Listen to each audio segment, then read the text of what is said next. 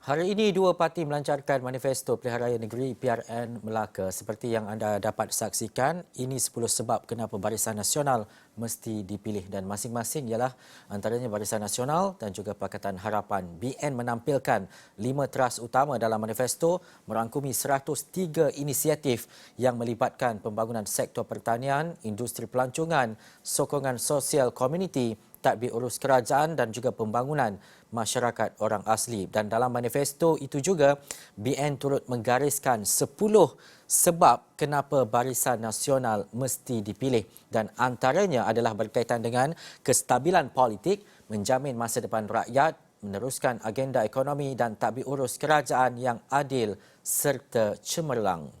Baik, dalam pada itu, satu lagi adalah berkaitan dengan Pakatan Harapan yang mana menggariskan 3 teras dan juga 6 strategi termasuk 32 inisiatif di dalam manifesto mereka.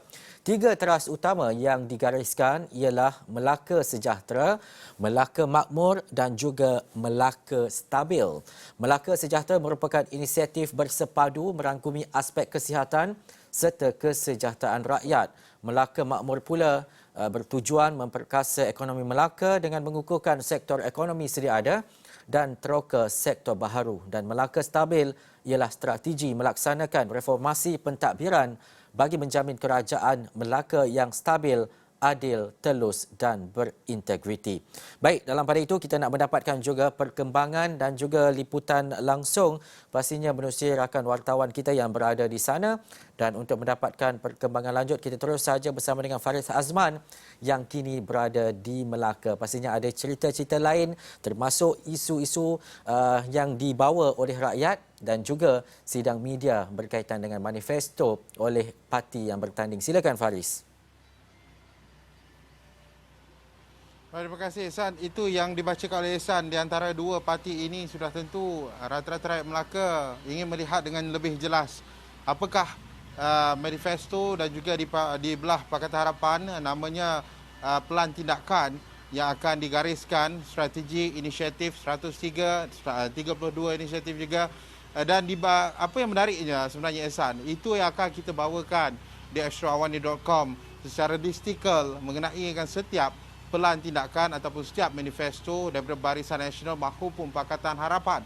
Dan di Pakatan Harapan ataupun di Barisan Nasional terlebih dahulu, terdapat antara perkara-perkara yang boleh saya katakan sedikit sebanyak menarik minat pengundi. Antaranya adalah golongan B40, M40, begitu juga rumah mampu milik di mana 180,000 ditetapkan khas untuk rumah pertama anak Melaka. Begitu juga dengan wifi di seluruh negeri Melaka dan juga turut menyentuh mengenai nelayan, sektor pertanian dan banyak lagi perkara-perkara yang boleh kita letakkan nanti dalam extraawani.com untuk rakyat negeri Melaka boleh melihat perkara itu. Dan pada masa yang sama juga Pakatan Harapan seperti mana dikatakan oleh calon Ketua Menteri Pakatan Harapan Adil Zahari yang difahamkan sah dia adalah calon Ketua Menteri jika Pakatan Harapan berjaya dalam PRN Melaka nanti, menamakan pelan tindakan ini di mana pelan tindakan maju bersama harapan bagi menghadapi PRN Negeri Melaka. Dan ia juga merangkumi 6 strategi, 32 inisiatif dan antaranya mengenai dengan dana khas COVID-19,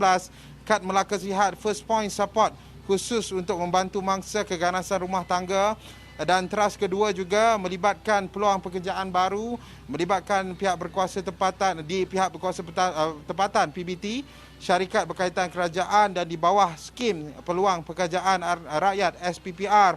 Dan terdapat juga dana pemulihan sektor pelancongan, juga mengenai dengan mikrokredit dan reformasi pentadbiran bagi menjamin kestabilan kerajaan. Dan kedua-dua manifesto dan juga pelan tindakan ini terdapat juga kestabilan, kemakmuran rakyat, kesejahteraan yang turut diambil perhatian di dalam kedua-dua pelan tindakan dan juga manifesto yang akan kita gariskan di dalam extraawani.com. Sudah tentu ini menjadi tumpuan rakyat negeri Melaka terutama dalam tempoh berkempen di negeri Melaka. Esa.